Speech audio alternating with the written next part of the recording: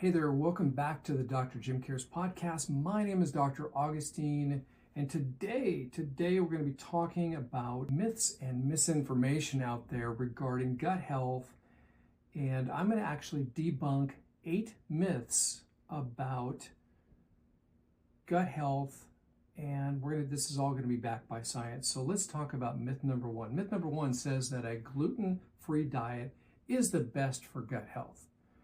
Well, that may be partially true, but it's not the best because there are so many other diets that are very, very pro-inflammatory. Let me tell you what that is. So many foods out there that are gluten-free are considered to be using other alternative flours except for wheat flour. And all flours are going to be starchy, and starch and sugar is very pro-inflammatory. So ideally, the best thing that you could do would be to move towards a ketogenic diet. That'd be the first step. And then the second step after that would be to completely eliminate all grains from your diet. And the best thing you could do would actually be a carnivore diet for complete lack of inflammation in your gut. So the quick tip is look up ketogenic diet and then maybe potentially switch to the carnivore diet as soon as you possibly can, because there's so much information, including my channel, that has lots on the carnivore diet. Carnivore diet's not very restrictive. There's all sorts of different things that you can do within it. It's just investigating it well enough to really discover what you need, and you'll get used to it and you'll actually love it because you have no inflammation whatsoever in your whole body. So myth number 2 is that apple cider vinegar can cure digestive problems. I'm very anti apple cider vinegar because it is a very weak acid. It's acetic acid. So at times a person, if they have heartburn, classically heartburn is a lack of hydrochloric acid in your stomach should produce hydrochloric acid, but because most of us are way too stressed out, we stop producing hydrochloric acid, and so therefore throwing in a little bit of apple cider vinegar with our meals might help slightly improve that. But better to use actually digestive enzymes from a supplementation standpoint with hydrochloric acid, with pancreatic enzymes, and with bile salts to help complete digestion. So that's what I would recommend. And if you want to know which supplementation to choose, let me know, because I want to help you. That's the whole point of this. Myth number 3 is you have to have a restrictive diet in order to have a healthy gut. Well, that's very, very relative, because what we just talked about a few minutes ago in myth number 1 is ultimately getting a person towards a carnivore diet completely takes away all inflammation. Nutrients are way more bioavailable in animal protein and animal fat. So we can say that that's a little bit of a problem. You need a restrictive diet because it should be a way of eating that's now your lifestyle, as opposed to you change it up for 30 days and then you go back to the same bad habits that have caused these health problems in the first place. That's not a good thing. You really want to make it more of a lifestyle change.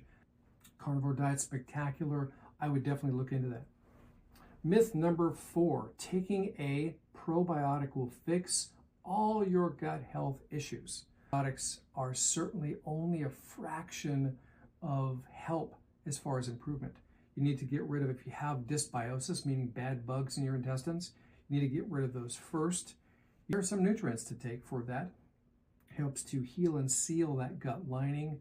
Also, in changing your diet will be beneficial. Also, putting in some digestive enzymes. There's a bunch of different things to do, but just putting in probiotics is really not the answer. So myth number 5, prebiotic sodas can help improve gut health. That is definitely only a marketing ploy on some of these prebiotic sodas, because really what you need as far as a prebiotic is you need some natural fibers. So in other words, you've heard of putting fiber into your diet. Those are considered prebiotics, and usually they're going to be vegetable fibers. What a prebiotic does is it feeds your good bacteria that should be there to make them stronger, to ward off those bad bugs that can develop into your intestines.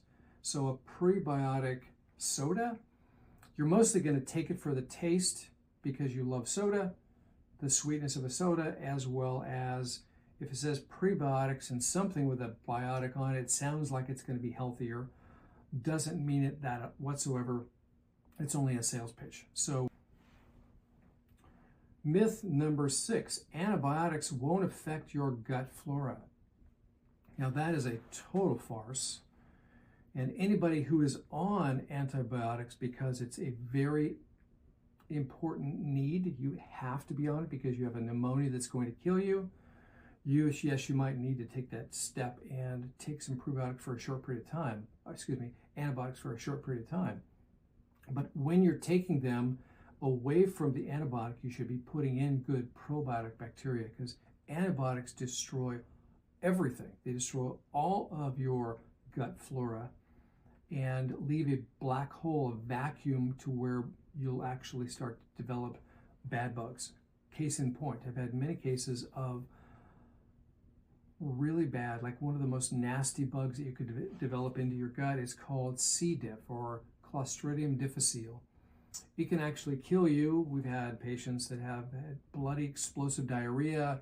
They've lost a ton of weight. They're in the ER every other week or so with horrible pain and problems. And usually that's because of using antibiotics like vancomycin, and maybe you've heard of some of those other really, really terrible antibiotics to try to kill some of these bad bugs. When in fact, a better approach, I think, would be to, and we've had patients with C. diff, and we've actually solved it by using some of these, let's just say, herbal supplements that will get rid of bad guys but do nothing bad to your good guys, the probiotic bacteria that should be there.